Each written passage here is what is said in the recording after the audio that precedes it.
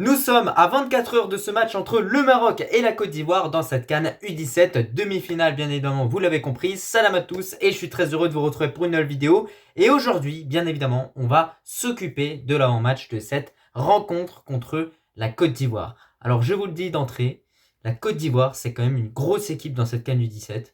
Et aujourd'hui, je pense que c'est vraiment le premier gros test pour notre équipe nationale U17, pour nos lionceaux qui vont affronter cette équipe ivoirienne pour directement essayer d'accéder tout simplement à la finale de cette compétition qui, je le rappelle bien évidemment, se déroule au Royaume du Maroc. Alors première petite information à prendre en compte. Donc déjà, concernant cette équipe marocaine, on l'a vu au niveau de la phase de groupe, ça s'est très bien passé. On a 0 défaite. Concernant la phase de groupe, 0 but encaissé. Un but encaissé au cours du quart de finale contre l'Afrique du Sud. Mais bon, franchement, ce but-là, c'est une erreur avec le gardien. Il y a eu un cafouillage. Et bon, c'est vrai que c'est un but qui aurait pu largement être évité. Et peut-être aujourd'hui que cette équipe marocaine aurait pu continuer, bien évidemment, d'enchaîner les clean sheets. Alors, on a un parcours qui est quasiment parfait, hein, côté marocain. On a surtout une très bonne animation offensive. On voit encore une fois l'importance de certains joueurs dans cet effectif, notamment Ouazan au milieu de terrain, qui arrive toujours à trouver ses passes clés, qui arrive toujours également à faire des différences individuellement grâce à sa qualité technique. On voit également que sur le côté, Belmokhtar a proposé des choses extrêmement pertinentes. Sur le côté droit, on voit que c'est un joueur très bon en percussion. Sur l'accélération, sur les premières touches de balle, il arrive vraiment à bien faire la différence face aux différents adversaires auxquels il a pu être confronté. Et donc, on espère que ces joueurs-là vont rester constants dans leur performance et vont affronter ce match avec beaucoup de détermination. On a également eu l'attaquant Baha qui a vraiment brillé contre l'Afrique du Sud. Un doublé inscrit pour lui. Alors on a son père qui a expliqué le geste qu'il a fait au niveau des tribunes. Donc là, quand il a fait comme ça, en fin de compte, il a dit que c'était pour qu'il y ait un peu plus d'ambiance et que les supporters mettent le feu pour soutenir cette équipe U17, parce qu'on sait que le 12e homme, les supporters dans un match, ça peut être réellement parfois un élément extrêmement déterminant. Du côté de la Côte d'Ivoire, en revanche, victoire 6-0 contre la Centrafrique en match d'ouverture de cette Coupe d'Afrique U17. Donc la Côte d'Ivoire a commencé très fort. Match nul contre l'Angola et une victoire contre le Mali. Et puis là, récemment, ils se sont imposés au tir au but contre le Sénégal. Le Sénégal qui est le tenant du titre de la compétition, compétition qu'ils avaient gagnée en Algérie en finale contre le Maroc. On s'en rappelle, avec l'équipe du Maroc, avec Aïd Boudlal, avec Mohamed Amouni, avec tous ces joueurs-là, hein, bien évidemment, sur lesquels on garde bien évidemment un œil un œil où on regarde un petit peu leur performance, machallah, en club. Donc voilà, quand même, ils ont sorti le tenant du titre. C'est pas rien ce qu'ils ont fait, les Ivoiriens. Certes au tir au but, mais quand même, il fallait le faire. C'était une équipe sénégalaise qui était quand même costaud, qui avait réalisé que des clean sheets, qui avait une bonne attaque. Et justement, une des forces de cette équipe ivoirienne, c'est l'attaque. Mais une des forces de l'équipe U17 du Maroc, on a pu le voir avec le numéro 13, avec également l'autre défenseur qui compose la défense de nos lionceaux, une des forces, c'est également la défense côté marocain. C'est également la défense. Il faut parler de façon factuelle. Au niveau du gardien, Bellarouche, il y a eu cette boulette qui a été réalisée contre l'Afrique du Sud. Parfois, il y a peut-être quelques petites erreurs de communication. Mais du moins, les 5 joueurs en défense, en comptant le gardien, ça tient largement la route depuis le début de cette compétition. Et donc là, on va vraiment affronter une vraie attaque ivoirienne. Il va falloir être solide au milieu de terrain. Ça va être le plus important, remporter le plus de duels au milieu de terrain, pour derrière, bien évidemment, se projeter sur les côtés avec des attaques rapides, essayer de mettre la pression sur cette équipe-là aussi. Essayer aussi de faire en sorte qu'on n'assiste pas au même match qu'on a vu contre l'Afrique du Sud. On a vu une équipe marocaine qui laissait beaucoup de ballons aux Sud-Africains et qui défendait, et qui attaquait en contre.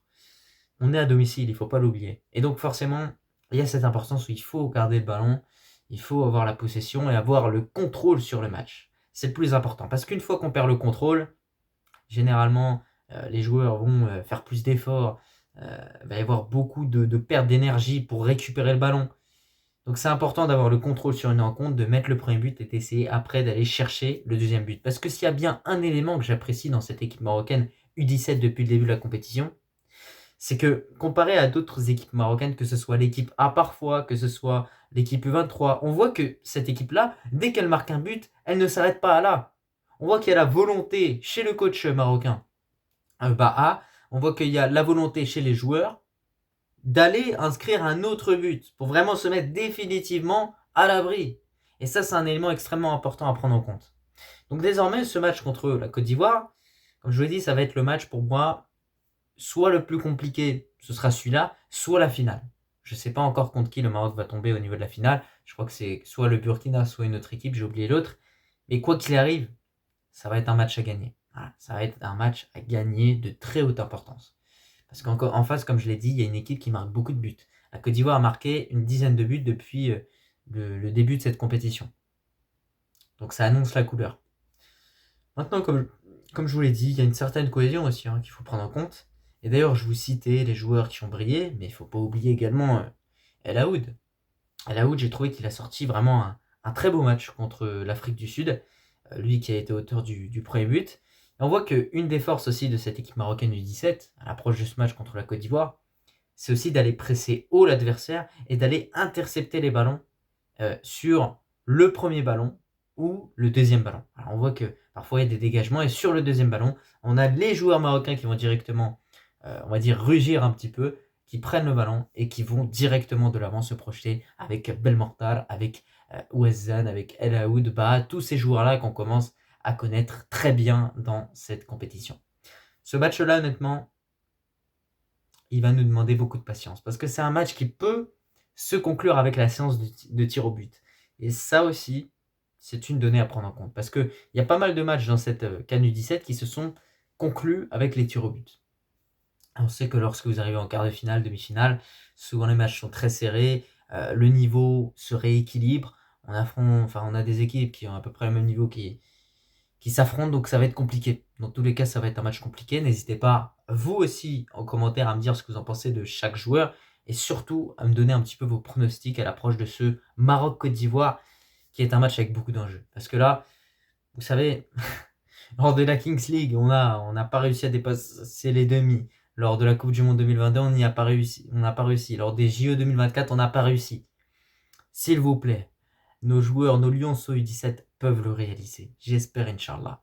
Parce que ils ont réussi déjà à mettre fin à toutes ces défaites qu'on avait contre l'Afrique du Sud. On sait ce qui s'est passé.